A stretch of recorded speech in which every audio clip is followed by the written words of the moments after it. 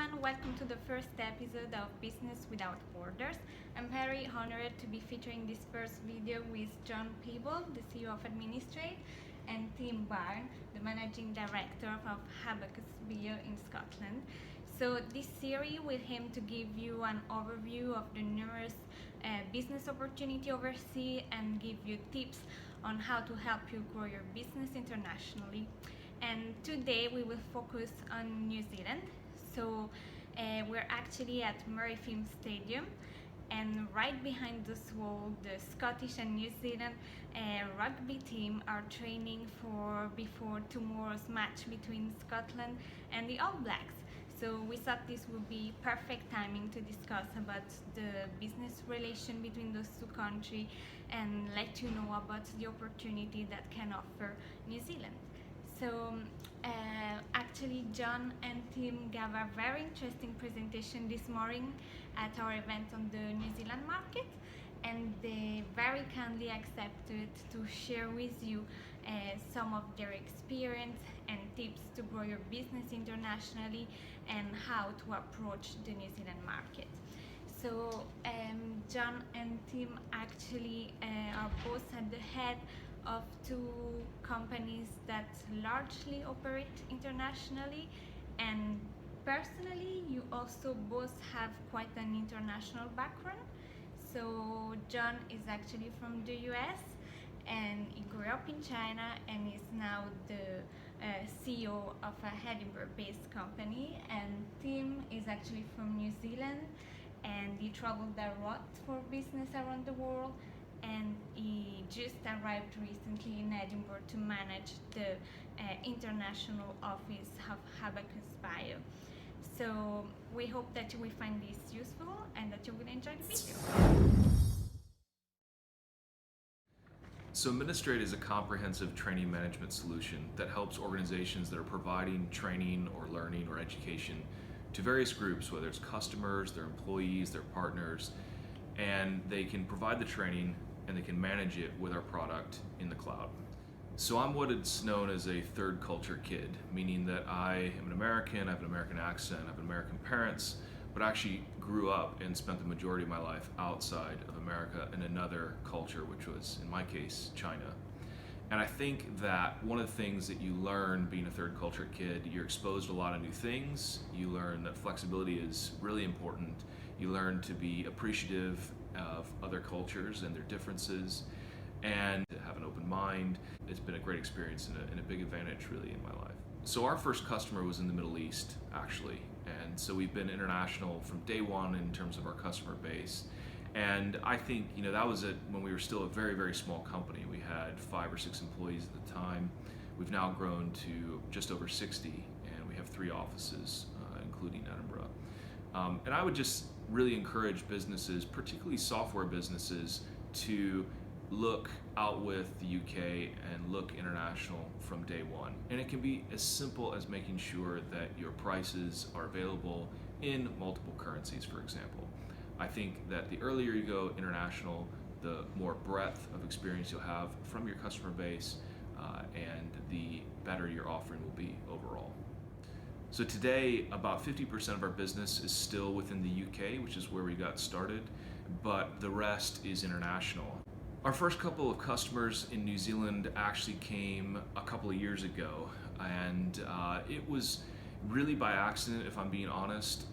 We have a lot of international business, but we hadn't targeted that market specifically. I think that stories like that, where you have countries that you may not target specifically right out of the gates that then provide business, is a result of a good international strategy overall. So we've always been international as a business. We've always focused on customers that are outside of the UK and Scotland. And when you do that, you tend to get business in places that you wouldn't expect.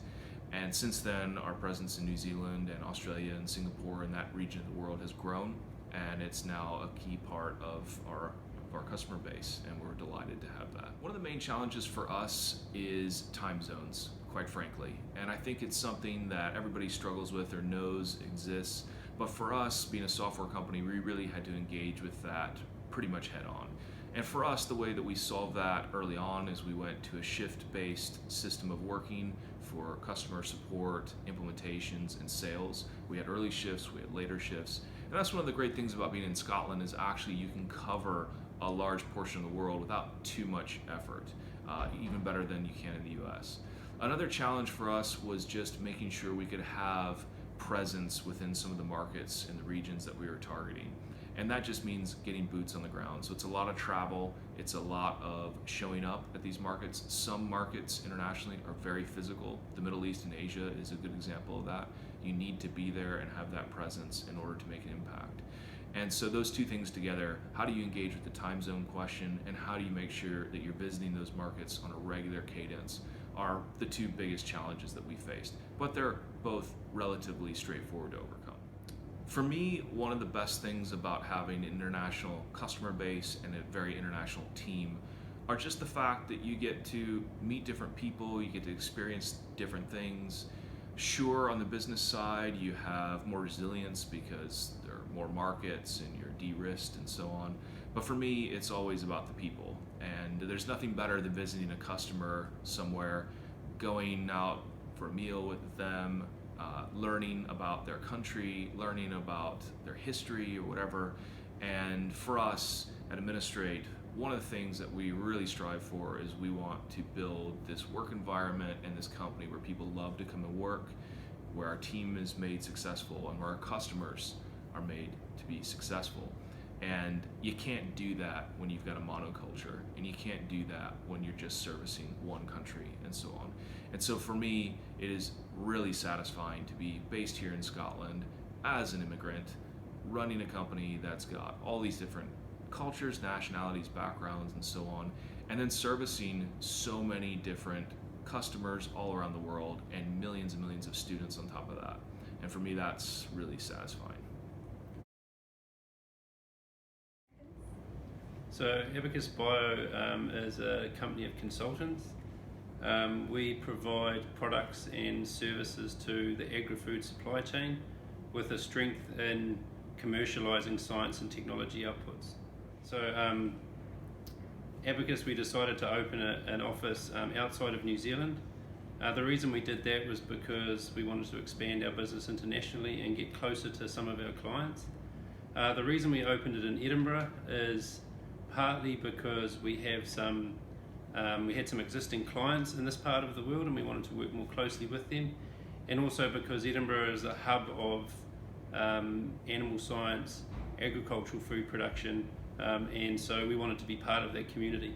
There are a number of synergy sectors between Scotland and New Zealand. I think the main synergy sectors between Scotland and New Zealand are obviously high quality food and drink production. There's very strong synergies in agriculture and food production that come from our rural communities, and life science and technology is also really strong between New Zealand and Scotland, and that comes from us being innovators, I think. The cultural connections between Scotland and New Zealand are captured in the business culture, I think, a couple of ways. The first is that both countries are very open for business. We share common values, and that means that we can have frank conversations about opportunities, and those are really valuable. The other thing would be, I think it comes back to, we have this saying in New Zealand that we have a number 8 wired approach to things, and so number 8 wire is a bendy fencing wire, and it can be used to fix anything. So part of the business culture in New Zealand is about a number 8 wide approach, which is about being innovative and finding solutions to fix anything. And I think that's reflected in the Scottish way of doing business as well. If I was to give one piece of advice to someone wanting to invest in or export to New Zealand, it would be to be innovative, be open to discussing opportunities and challenges, and go with an open heart and open mind to do good business. Thank you very much for watching this video. I hope this gave you a better understanding of the New Zealand market and gave you some useful tips to grow your business internationally. If you want more information about doing business in New Zealand or support to grow your business internationally, then please get in touch with the Edinburgh Chamber of Commerce. We recently developed an international program which includes a wide range of international events and services. So we're here to support you and hope to hear from you soon. Thank you.